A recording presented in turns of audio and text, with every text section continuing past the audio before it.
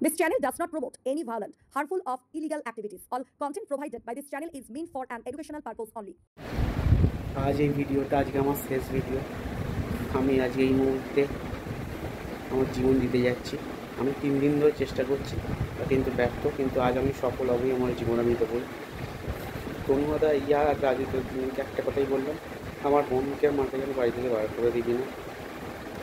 আমার বোনটা বিয়ে দিয়ে দিস তোরা গোডাউনগুলো বিক্রি করে, আর আমার মাকে যেখানে ওকে একটা থাকার ঠাঁই করার ব্যবস্থা করে দিয়েছি। তোমাকেই একটা কথাই বলবো, তুমি আমার মাকে বোনকে বাড়ি থেকে বার করে দিও না। ওদের পাশে একটুখানি দাঁড়িয়ে, আর তুমি যেখান থেকে খুশি তুমি গোডাউনগুলো বিক্রি করে বোনের বিয়েটার ব্যবস্থা করে দেবে, আর মায়ের নামে কিছু টাকা করে দেবে যাতে মা সারা জীবন খেতে পারে, থাকতে পারে। এটা তোমার কাছে আমার রিকোয়েস্ট রইল।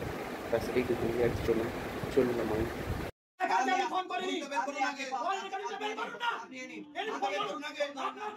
ঋণের টাকা শোধ না করায় চাপ যুবককে, সেই মানসিক চাপ সহ্য করতে না পেরে আত্মঘাতী যুবক।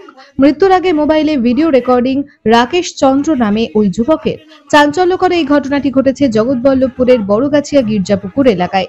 ওই যুবক ভিডিও রেকর্ডিং করে জানায়, স্থানীয় চিকিৎসক কাশী মাইতির থেকে 5 লাখ টাকা ধার নিয়েছিলেন, কিন্তু তার থেকে 25 লাখ টাকা চাওয়া হচ্ছিল।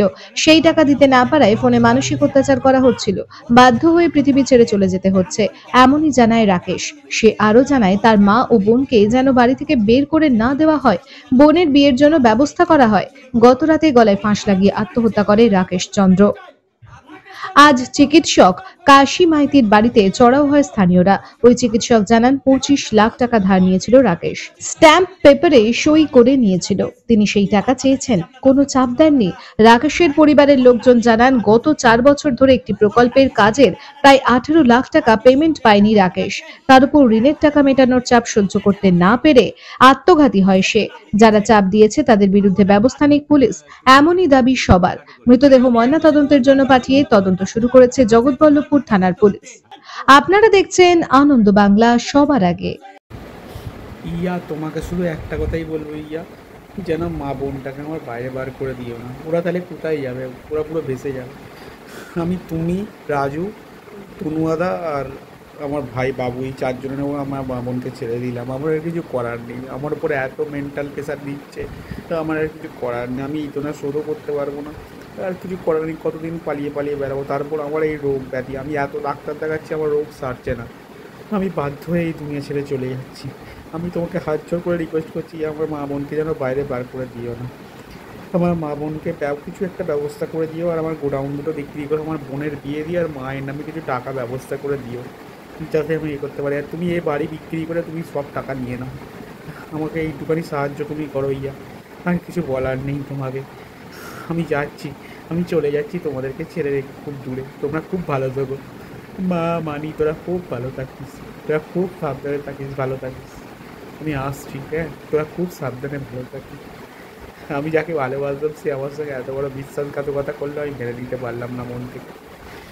তার উপর কাশি একটু অত্যাচার, ফোনে সবসময় হুমকি, আমি মেনে নিতে পারলাম না। আমি উল্টে ওর থেকে 11 লাখ টাকা পাবো, সেই টাকাটা তো বললোই উল্টে 5 লাখ দিয়ে বলতে 25 লাখ তুই আমার থেকে নিয়েছিস। আর কিছু বলার নেই। তোমরা যেখানেই থেকো ভালো থেকো, সাবধানে থাকিস তোরা। রাখছি। 14 আটে করেছি, 29 আটে করেছি।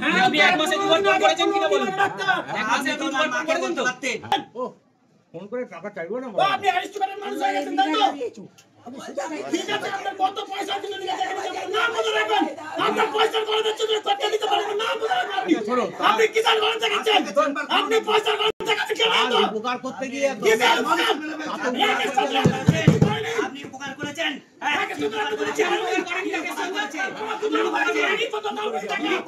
করেনি মানে আপনি বলুন তো। আমার কি করেছে? কি করেনি বলুন না। কি করেছে বলো? করেনি। আমার কি করেনি? আপনি উপকার করেনি, আজকে উপকার করলে এইটা হতো না। ডাক্তার বাবু শুনুন, আপনার ফালতু কুত্তাটাকে আপনি ওকে সেবা করতে দিয়েছিলেন। কি করেনি? ওর থেকে আর কি ছোট বলবো? কি বলবো? কি বলবো? ওর থেকে আর ছোট কি কথা বলবো?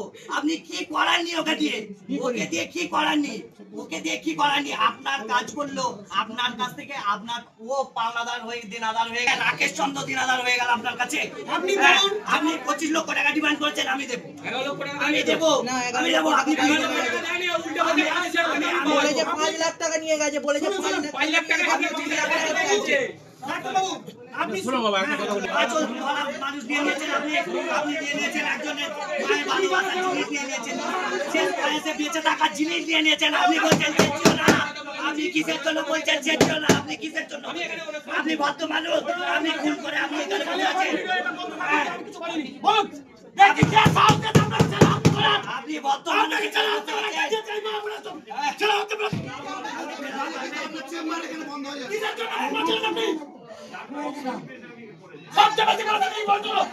পাঁচ লাখ টাকা নিয়েছে, বলছে 25 লাখ টাকা নিয়েছি। আমার কাছে প্রমাণ আছে, আপনি বাধ্য করে ওর কাছ থেকে চেক লিখে নিয়েছেন। আমার কাছে প্রমাণ আছে, আমার কাছে প্রমাণ আছে, আমার কাছে প্রমাণ আছে। আপনি 5 লাখ থেকে 25 লাখ টাকা চেক লিখে নিয়েছেন। 25 লাখ টাকা চেক দিতে আপনি 5 লাখ টাকা দিয়েছেন।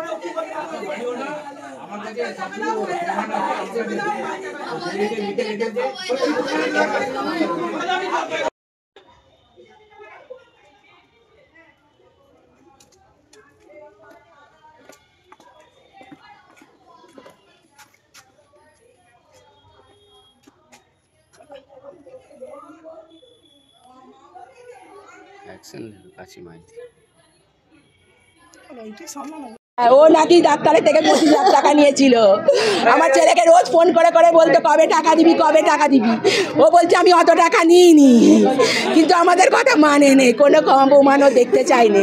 আমি বলছি আমার বাড়ি নেই, সেটাও বিশ্বাস করেনি। আমার বাড়িতে আবার লোক পাঠিয়েছে, পেমেন্ট হলে যেটু টাকা দেবো, পেমেন্ট হলে টাকা দেবো, এই কথাই বলতো। 10 দিন ছাড়াই ফোন করতো।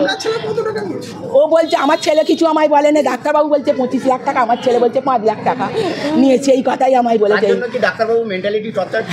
ওকে ফোন করতে হুমকি দিত, কবে টাকা দিবি তেরে মেরে, আমাকে পর্যন্ত। না না না, ওনার কাজ করেছিল, প্রমোটারির ছেলে, আমার ছেলে প্রমোটারির কাজ করতো, ওনার বাড়ি করেছিল, নার্সিংহোমটা করেছে পেছন দিকে, আর কী সব হিসেব পত্র বাবা আমি জানি না, ওই সব ওদের মধ্যে হয়েছিল। ওই বাড়িটা, ওইখানে যে বাড়িটা, ওই চাইছেন আপনারা, কি চাইছেন? আমার ছেলে চলে গেছে, আমি যাদের জন্য গেল আমি আর কি বলবো। আর কারো মায়ের কোল জানে এরম না, কালিয়া। আমার নাম রাখি চন্দ্র। আপনারা দেখছেন আনন্দ বাংলা, সবার আগে।